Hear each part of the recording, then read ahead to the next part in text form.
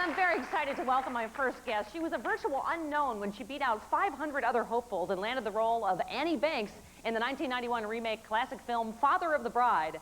Now Father of the Bride Part 2 is about to open in theaters, and this time around, it's Annie who was on the receiving end of some shocking news from her parents. Take a look.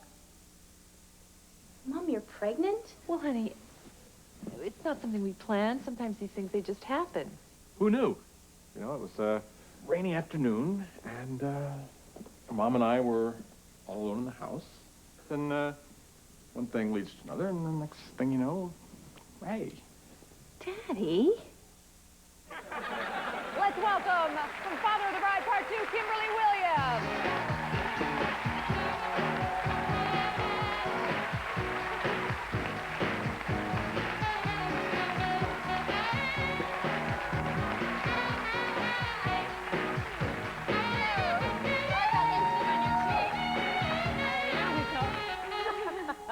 Welcome. Thank you. Good to be here. Well, I have to say right off, Yeah. we have this little connection. We have to acknowledge it.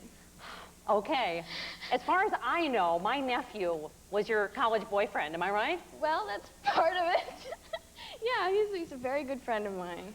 That's what the story When you say is. part of it, what does that mean? I mean, you know, we dated, but right now we're very good friends. Oh, you're just friends? Yes, but he used to make me listen. I mean, not make me. We used to love to listen to your radio show. We did. A little Freudian slip there, James. Oh, really? My radio show here in L.A.? All right. Yes, yes. And he'd come out to L.A. to visit, and we'd put your show on. And actually, we waited to talk to you for like an hour once, but we were on hold. I guess the nephew connection wasn't strong enough to get us I guess you just weren't a big enough name. I'm sorry. Well, you know, in fact, he's here tonight. Where is my nephew, Paul? I just wanted to see if I could embarrass you. Where is Paul? He's so cute. Right here. There he is. Oh, it's my nephew, Paul, everyone.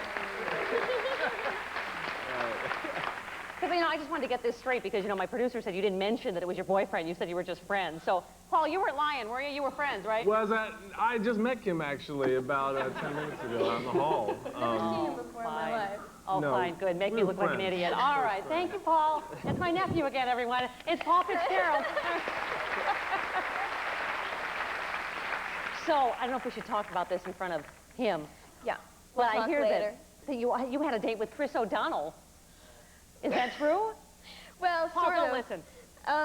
Sort of, yeah, I guess. One day, I was at the Chicago Film Critics Awards in Chicago, and Chris O'Donnell was there, and I guess because we're both kind of Chicago people, we just started talking and decided to go out the next day. But what I didn't tell him is that I had plans that night. And so when he showed up, I announced that we were going to this benefit at Northwestern where I went to school. There was this big, like, benefit. So it wasn't really a date. It was kind of like me dragging him to this thing, fundraiser. Much like my nephew used to force you to listen to my radio show. Yeah. No. So that was like one date? Yeah, so it was just one thing. I mean, he was a very good sport. He was very sweet and came. We gambled downstairs. There's this gambling thing to raise money, and it was fun. It was fun, but it never went any further than He didn't wear that little Robin outfit, did he? Well, you know, he asked me if he should, and I said, you know what, maybe not. So tell me what this has been like. You were just at Northwestern, a kid going to school, and suddenly you become a star in Father of the Bride.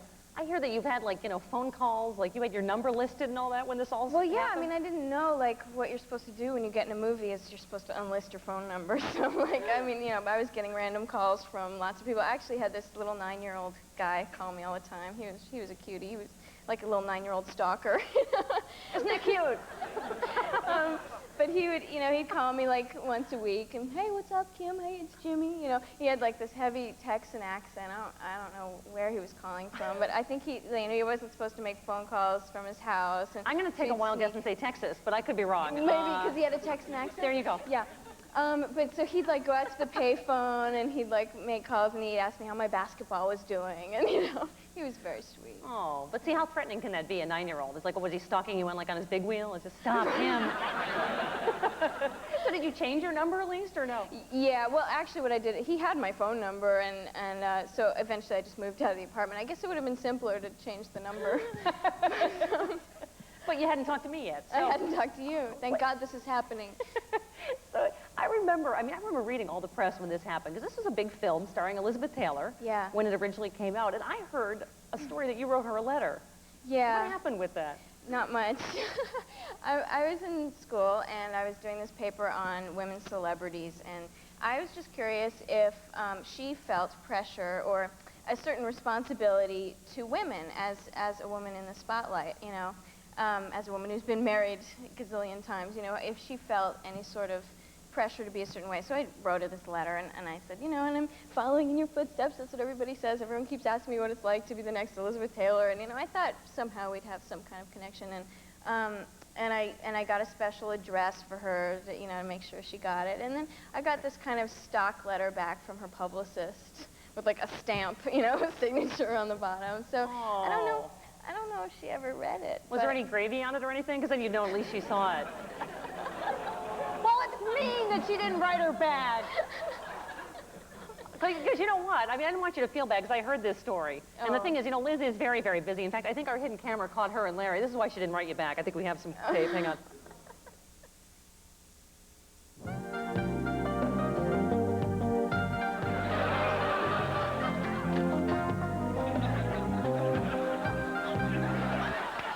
Really busy. I should have known. Where's my letter in this picture? It must be back here somewhere. It was on the fries there.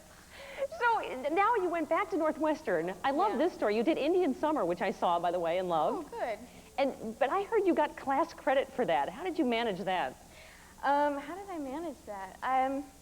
I got down on my knees and begged, and I had to write a journal, a daily log of everything that happened, and talk to this professor at school and just let him know how it was going.